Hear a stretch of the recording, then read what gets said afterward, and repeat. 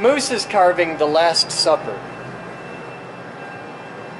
You put a smiley face where Jesus is? With his face, I was aiming.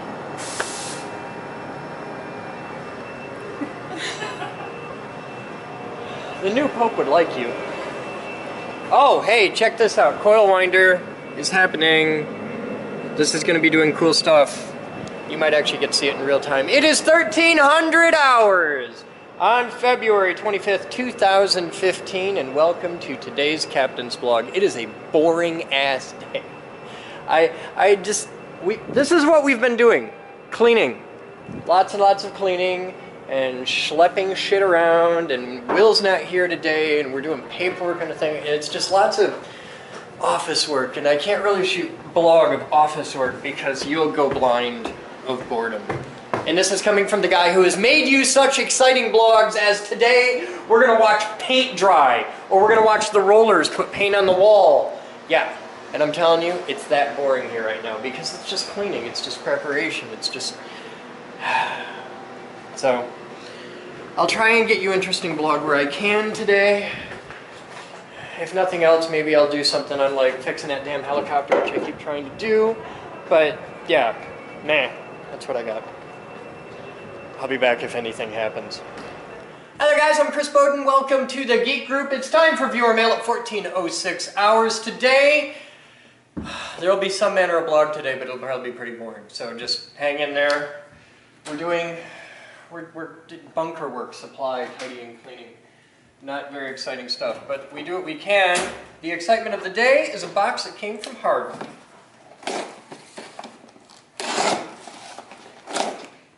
Thank you, Harvey. What's in the box? Ooh. This is a box pretty much entirely for Mr. Bellatini because he's the one who has the most problems with this. Hi Chris, you may get 3 separate shipments of replacement and experimental antenna for the lab radios. Please test for function, durability, as needed, and advise. From Harvey. So we have antennas of all different flavors. We've got some itty bitty ones. We got some sparkly bits. All kinds of fun stuff here. So this is all experimental radio antennas. That is wonderful. Yes, this is a big deal. This is something we've been working on. So, cool. Thank you, Harvey. There's also this box from Harvey.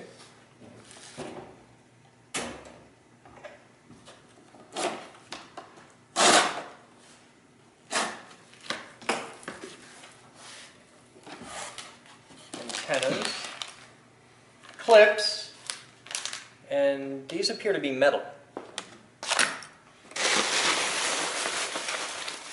More clips.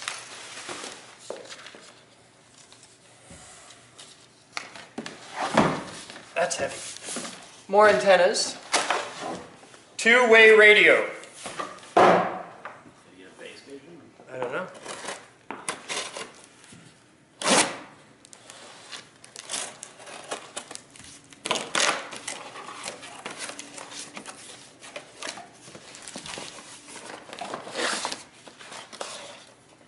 No, it's a stack of 6 radios. Cool.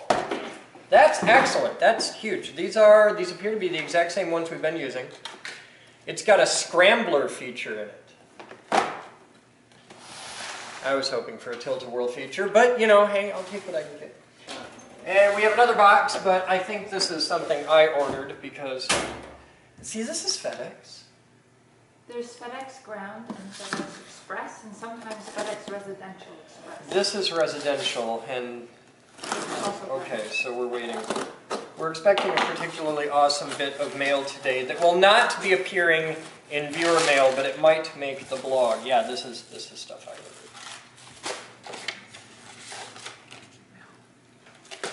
Oh, this is the batteries I've been waiting on. Yeah, all right, cool. So, that's it for viewer mail. Thank you, Harvey, for making that happen. And we'll be deploying radio. We need to increase the, I don't know, mojo on radios so that we know exactly who is assigned what radio and charger allocation and all of that jazz, and get people to take a higher level of personal responsibility for their radios. while you're working downstairs, we've got supplies squared away enough where we can start moving things through it. I would like to start getting the art stuff sorted out so that Kelly can do her thing, because I'm sure that would dramatically improve her quality of existence. All of the art supplies that are in high energy are moving out of there. Right. She has a triple unit of pallet racks, like one vertical span. Okay. There's some stuff on the top shelf that's just going to go over so that she has clear, open span. And anything she can fit on those stays. It's totally up to her. Anything that can't fit goes. Okay. All right, cool. That's it for mail. You guys have fun. We'll be back.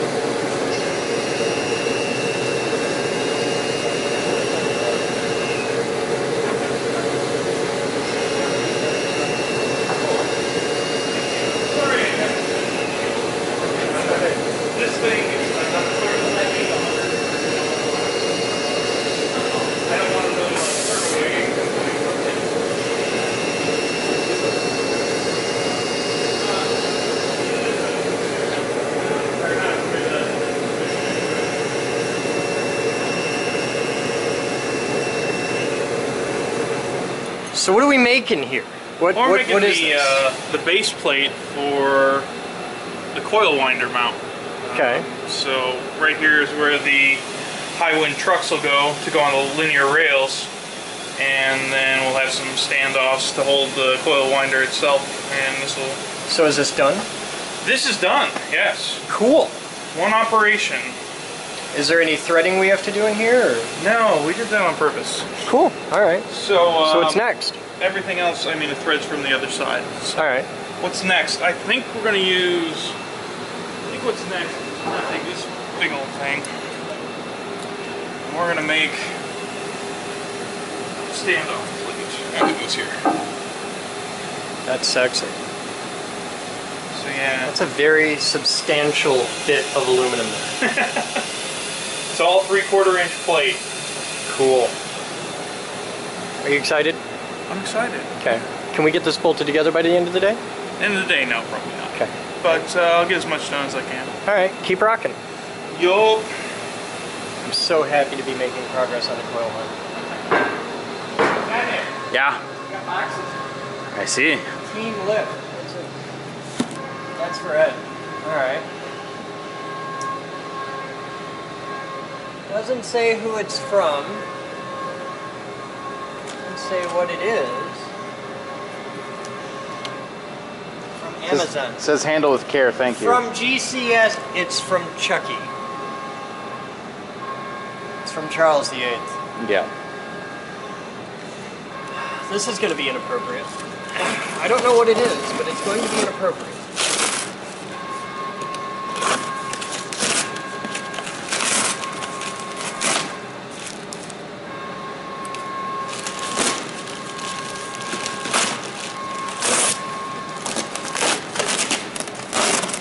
It's one way to open a box. It's a bloody big box!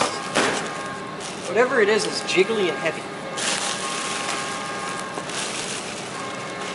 And made in China. No. He sent a bigger one. Oh my dear God.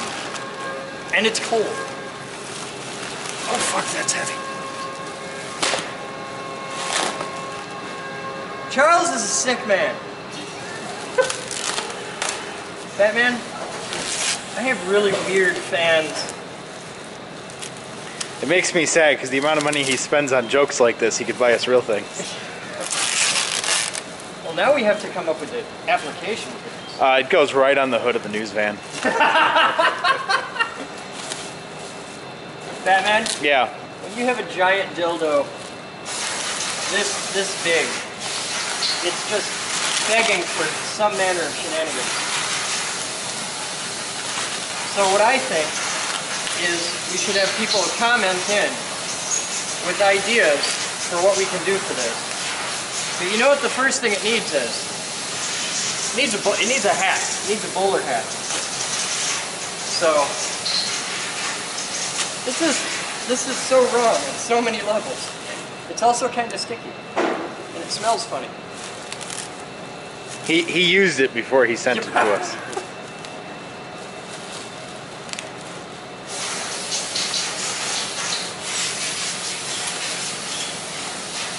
Batman? Yeah. I have a fucked up job. Just saying.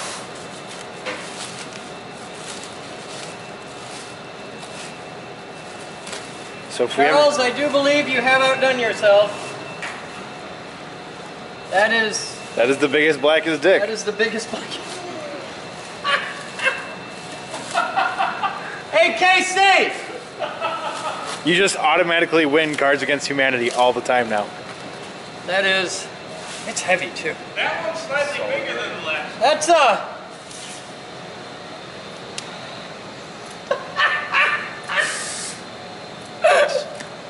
That's a whole lot of dick. That is.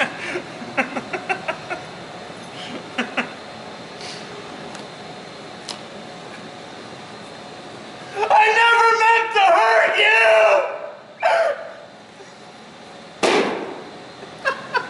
I'm glad it stands up on its own. The other one won't. That's bigger than the Annihilator. That's like 3 Annihilators. What the hell do you do with that? What? That's too big to use for sex ed demos. I can't. There's someone somewhere who can fit it. I don't want to meet him. That's. Is it wrong that I want to like bore it out and put a lampshade on top? No, when we get the water turret for the fire truck, we just hollow that out and. Ah! I think it's like sticky. It needs a good washing. It's probably. But if I put this like in my shower, people are going to judge me in ways that I just don't want to be judged. I knew he awesome. walked funny for a reason. It needs a hat.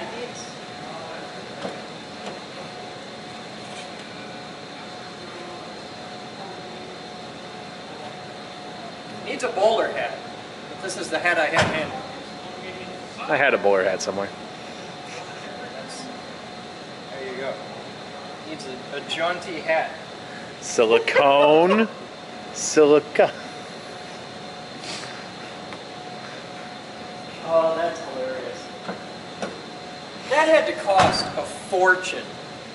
Like that's easy $500. I'm sure it is. Moose, we now win at all of the Cards Against Humanity games. We have the biggest, blackest dick. That's actually from a mold of Andre the Giant's. No, what you find out is actually from a mold of Pee Wee Herman. Ah. Yeah. Needs a sticker. What sticker? You know it's sticker. No! Oh! Oh. It's sticky. I need to wash it off. It's got like. Don't tell me how to do my job sticker, that one? Yeah, that one. You know the truck nuts are a thing. You know what we do with this? What? Next time Tim is around, let's put it in the drop ceiling because the next time Tim has to come around. So, is it a phone book? We should probably put this away before Fox News walks in the door in 5 minutes. Yeah. Oh, hey, is All that a right. thing? I'm gonna go put this away. I'm gonna go put it. It might be in the staff shower for a little while because it needs a good rinsing off. All right. Thank you, Charles. You sick bastard. There will be shenanigans. Comment with ideas of what we could do with this. Legal ideas of what we could do with this because it'll be funny. We'll be back. Rolling. Now, what's your name? Amr. Amr? I'm Chris. Chris? Pleasure to Nice meet to you. meet you, Chris. I'm new here. I just report 3 days and then I can't. That's okay. Anytime you need science, techie, expert dude for You stuff guys? like that, get me. Great. Appreciate that. We do a lot of it. Right. I know everyone else does it, but I don't. State your name and stuff. Boden, Christopher A. Christopher, if you don't know how to spell that, you're in the wrong line of industry. And Boden, Bravo, Oscar, Delta, Echo, November. Position where you I'm the president of the Heat Group National Science Center. We're doing a story tonight on phone scams. There's a recent phone scam that has been happening here. People in my getting calls. This is the one where they're spoofing caller ID? It's moving caller ID, and they're basically, it's kind of your generic thing of asking about financial information. The local one that we've seen going around is really low tech. It's bad, but it's knucklehead. This is not a new thing. It's going around pretty heavily, and most of the guys doing it are spoofing. What they'll do is, it's called spoofing. They transmit a fake number via caller ID. It's different than the number they're calling from. And they make this number look like, usually it's a sheriff's office or the IRS is a common one. And what it'll be is a guy calls you up and says, you have a warrant out for your arrest. Now you can either come down and do this or we can send somebody to arrest you, or you can pay it right now on the phone, just give me your credit card information. The federal government does not do this. Think about it. If you had a warrant out for your arrest, they're not going to call you and say, you have a warrant, would you like to sort this out? No, they're going to kick in your door. They're not going to phone first. That's just how these guys work. The thing to keep in mind is anybody in a position like this, the federal government, the local police department, if they need to get a hold of you, they're going to come knock on your door. They're not going to phone first. You cannot solve a warrant over the phone. And anybody who calls you out of the blue who wants financial data of any kind, don't. Just don't. It ends bad every time. And a big thing with this is just trust your gut. Because you know if somebody's like, hey, give me your wallet, tell you it's right now, and they're in a hurry and they want to do it. No! Trust your gut. This is out of the ordinary. We live in the 21st century. That is not how business is done. And you know that. But the people that they target tend to be older people who may not be so techno-savvy, who may not be quite as used to the scammy world of the internet. And one of the recurring themes that we're seeing with this is, if you do, like if they get you on the warrant scam and you pay them, they'll call back a few days later and say, oh, it actually didn't go through because you were dumb enough to do it once, hey, let's get them again. And the whole thing is predicated on a really simple concept of, here, I'll show you how this works. Let me see your wallet. You're an idiot. You just gave me your wallet. Thank you. Thanks. What you just did was somebody quick. People are inclined to be nice. Everybody's an idiot. Everybody does this. Because you're inclined to be nice, and I'm a respectful person in the community. I'm on television. You can't lie on television. I must be trustworthy. And you just are, let me see your wallet. So you catch them. You just catch them on that downbeat. You get them off guard just a little bit, and now I've got your wallet. You're screwed. And it's really that easy. It's the same thing on the phone. And they're doing this to people's grandma. And she don't know. The important guy called on the phone. It's serious. He's with it's the police. You can trust the police. They would never lie to me. You can't say you're the police and not be the police. And it's getting people all the time. So that's the entire nature of the scam. The real thing is, if you're watching this, tell your parents, tell your friends. The way to destroy this is communication and honesty. The more people that know this exists, the more people can do that. Don't trust your caller ID. Caller ID is really easy to fake. A 15-year-old in a half-hour free time can fake caller ID. It's not hard. And don't trust. Don't trust them. If somebody calls you asking for your financial data, verify it. Don't call the number on a caller ID. It's the worst thing you can do, because if you do that for the scams, you're actually going to get the IRS, who is going to be like, we don't know what you're talking about. With the local guys, it's amateur hour. If you call it, it actually comes out at an auto body shop. And I don't even know! So, yeah, that's where it's at. But it's the old Reagan thing. Trust, but verify. So don't just give stuff out. In your experience with dealing with phone scams and researching this stuff, do you find that people within the U.S., do you find people outside of the U.S.? It's all over. With the computer stuff, it's predominantly outside of the U.S., like the email scams, things like that. It's always been like Nigeria, the Ukraine. It's all the places you know. China does a lot of this. With the phone stuff, it varies wildly because it's so easy to do. There's negligible risk. There's huge reward. It costs nothing because we live in a world where you can go down to Walgreens and buy a track phone for 20 bucks and off you go. And getting credit card numbers to feed it is child's play. So it's the kind of thing that the initial investment to get into this kind of scam is so low that everybody does it. The good side is these things tend to have a short shelf life. As you think about, you mentioned some of the issues with headaches, for example, elderly people, maybe victims, all that, but other things too that you don't necessarily think about at first, like when I just talked to the auto shop, he's been saying, yes, he's getting 15 calls a day because the guy running a scam is doing 1,000 calls a day. He's just sitting there watching TV in his underwear and like, hey, next guy, yeah, let's go, and he's just running right through the phone. And there's no real rhyme or reason to it. There's certain little tricks in that, but I'm not going to talk about those on television because there are bored 15-year-olds that are watching this.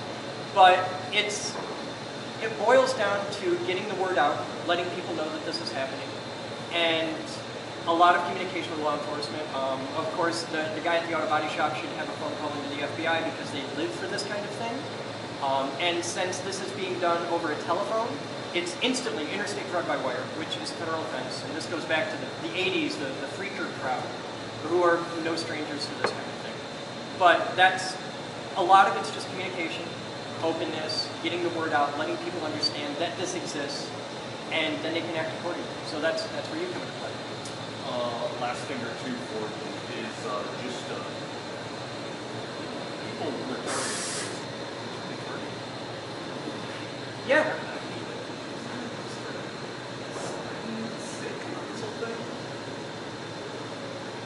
Yes, but they're not the only ones.